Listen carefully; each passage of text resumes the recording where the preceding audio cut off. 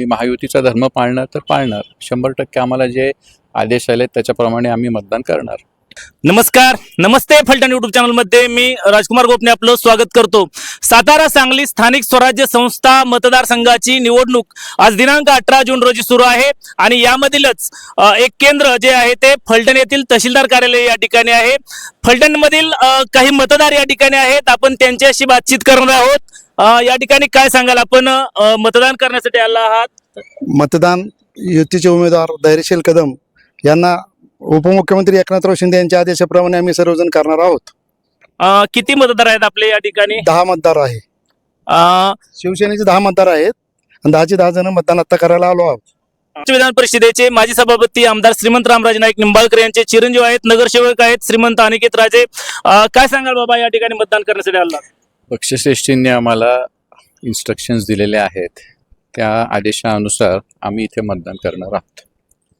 काय नेमका निकाल काय असेल या सातारा सांगली स्थानिक स्वराज्य संस्था?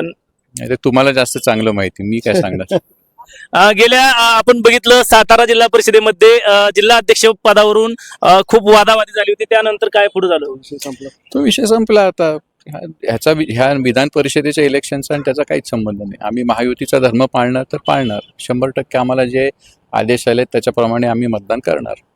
या ठिकाणी आपण पाहू शकता महायुतीमधील घटक पक्ष असलेले शिवसेनेचे फलटण नगर परिषदेमधील हे सर्व नगरसेवक आहेत.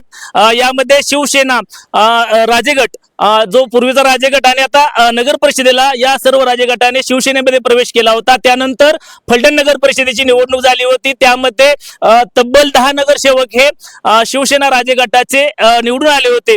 आज आणि त्या अगोदर सातारा जिल्हा परिषदेमध्ये शिवसेना राष्ट्रवादी एकत्र लढल्यानंतर जिल्हाध्यक्ष निवडीसाठी मोठा राडा झाला होता. अध्यक्षपदावरून वादावादी झाली होती.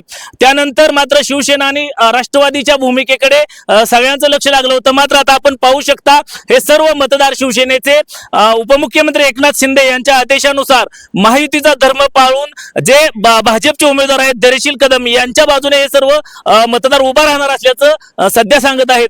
त्यामुळे दिनांक 22 जून रोजी काय होणार हे पाहणं अतिशय महत्वाचं ठरणार आहे. आमचे नमस्ते फलटणचे संपादक वैभव गावडे यांच्यासह मी राजकुमार गोपने. नमस्ते फलटण युट्यूब चॅनल साठी फलटण.